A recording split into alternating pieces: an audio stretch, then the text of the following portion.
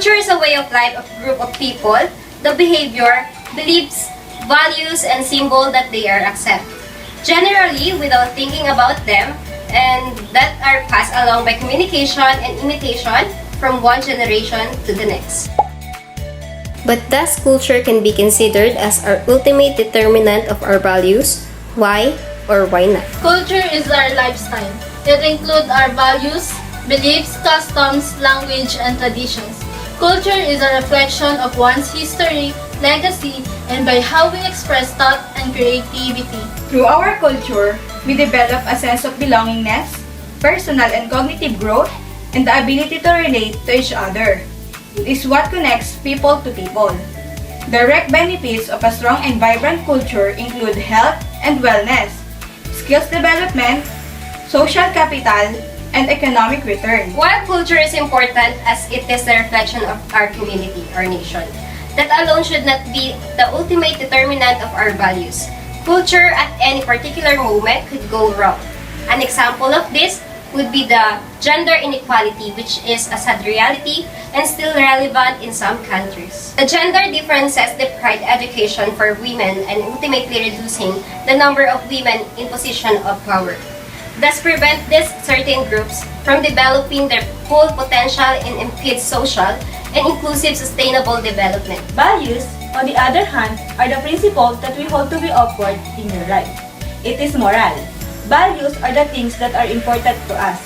It guides our decisions. It directs us to the right path. If we would have ever grown up in a society where the cultures determine our values, we would never have an open and connected relationship. Thus, we will have never a diverse and inclusive environment.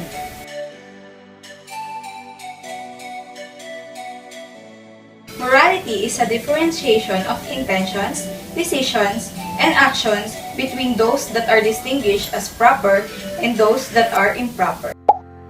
Is our reasoning capacity enough in carrying our moral decision? Justify. Sound decisions should always be logical, rational, and should never be based on emotions alone.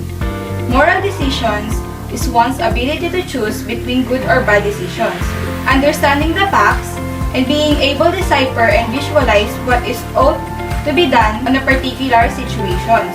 If someone could defend their reasoning capacity through logical manner based on the strong truth, and it is obviously making sense, it is ethical, then it will be enough in carrying moral decisions. However though, if someone would use emotion alone as a basis of reasoning capacity, then this would fall under moral dumbfounding, where people often reach strong moral conclusions that they could not even defend logically.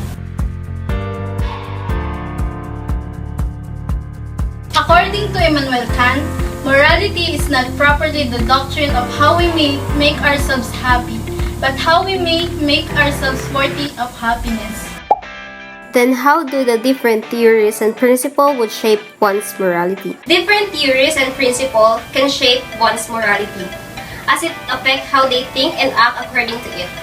As we do our best to get all the facts and try to internalize it, we discover new information that expand our knowledge and help us to become more educated and high moral person. It affects our thinking because we learn that there are things needed to be considered before doing those acts.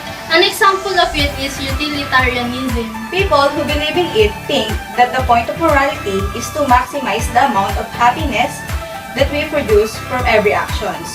From then, it will become their standard to act according to it and live with it as their moral perception or belief. People will act on how to attain that and will judge things according to the newly improved morality. If you don't have integrity, you have nothing. You can't buy it. You can have all the money in the world, but if you are not a moral and ethical person, You really have nothing.